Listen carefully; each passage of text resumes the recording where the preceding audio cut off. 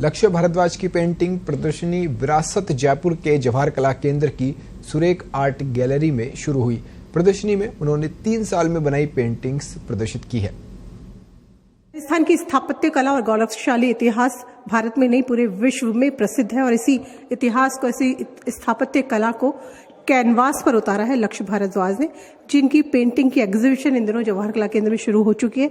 लक्ष्य हमारे साथ है, करते हैं उनसे खास मुलाकात। बहुत बहुत स्वागत है आपका। नमस्कार। सबसे पहले मैं इस एग्जीबिशन के बारे में ही जानना चाहूंगी। जो एग्जीबिशन आपने लगाई है यहाँ पर, इसमें कितनी पेंटिंग्स आपने प्रदर्शित की और कितने सालों की मेहनत है ये? इस प्रदर्शनी में मैंने 18 पेंटिंग्स को प्रदर्शित किया है और ये लगभग मेरा 3 सालों का काम है। जी, किस तरह की ये जो थॉट था आपका कि एक राजस्थान का जो स्थापत्य कला इसमें दिखाई दे, इसके पीछे थॉट प्रोसेस क्या था, क्यों इसी को चुना आपने? ये पेंटिंग्स चुनने के पीछे कोई खास वजह तो नहीं है, पर मुझे शुरू से ही राजस्थान की धरोहरें, विरासतें, मतलब आमेर महल हो गया और जोधपुर का मेहरानगढ़ हो गया, जूनागढ़ हो गया। राजस्थान में इतनी विविधता है, थोड़ी थोड़ी दूरी पर उनका आर्किटेक्चर चेंज हो जाता है। और साथ ही साथ जब मैं पूरे राजस्थान घूमा, राजस्थान के बाहर घूमा, मुझे लगा कि ये इतना खूबसूरत है कि मुझे इंस्पायर करता था मुझे पेंटिंग बनाने को। और इसके अलावा एक और चीज़ थी जिसकी वजह से लगा कि नहीं, मुझे पेंटिंग्स बनानी चाहिए। बहुत जगहों पर मेन मुख्य जो महल हैं, उनके अलावा उनके आसपास के सिटी एरियाज़ भी बहुत हैं जिनमें बहुत सारे स्थापत्य बिखरे पड़े हैं और वो बहुत खूबसूरत रहे होंगे अपने ज़माने में। अब नहीं हुए, अब तो खंडर जैसे हो रहे हैं, टूट गई हैं, वक्त बहुत बीत गया है उनको। तो मुझे लगा कि ये अपने ज़माने में कितने खूबसूरत रहे होंगे और अगर आज मैं कुछ पेंटिंग्स बनाऊं, सो ज़्यादा तो कुछ नहीं कर सकता, लेकिन हाँ, पेंटिंग्स के माध्यम से उनको जीवंत रख सकता हूँ।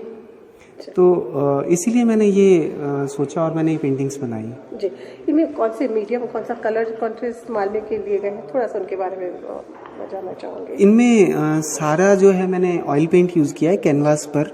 जी। और कैनवास पर ऑयल पेंट मतलब ऑयल पेंट ही कैनवास पर चलता है और एक्रेलिक वगैरह मैं नहीं बनाता। ऑयल पेंट की लाइफ अच्छी होती है, ड्यूरेबिलिटी अच्छी होती है, आप उससे आसानी से क्लीन कर सकते हैं। तो ये सारी खासियतें, और मैंने शुरू से ऑयल पेंट सीखा तो मैंने उन्हें ऑयल पेंट में। तो कितने साल से आप पेंटिंग कब से करें, कितना टाइम हो गया आपको पेंटिंग करते हुए, उसके बारे में थोड़ा सा बताइए। मैंने बहुत विविध क्षेत्रों में काम किया। जी। सबसे पहले तो मैंने नाथद्वारा का कैलेंडर स्टाइल का काम सीखा था। कुछ समय मिनिएचर का भी मैंने काम सीखा। फिर भारतीय शिल्प संस्थान से मैंने मिट्टी, पत्थर और धातु में डिज़ाइन करना सीखा, उन सब चीज़ों को। उसके बाद में मैंने फिर मेरे गुरु खितांची साहब, उनसे मेरा मिलना हुआ सन 2000 में।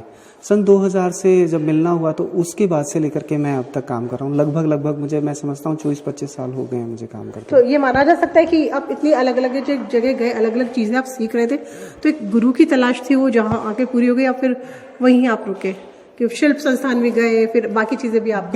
बिल्कुल इसमें ये बहुत अच्छा संयोग रहा मेरे लिए। मैं नहीं जानता था कि मुझे क्या चाहिए। मैंने जब मिनिएचर किया तो संतुष्ट नहीं हुआ, मैंने जब और दूसरी चीज़ें की तो भी मज़ा नहीं आया, पर फिर सब सर का काम देखा।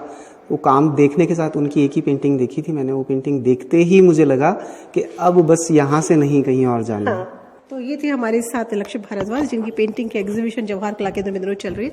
26 तारीख तक पेंटिंग की प्रदर्शनी जारी रहेगी। जो नहीं आए वो आए, विजिट करें और देखें।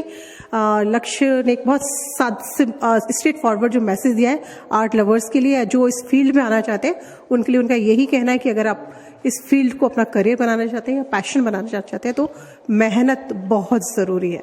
पत्रिका टीवी के लिए कैमरा पर्सन संजय शर्मा के साथ राखी अचेला।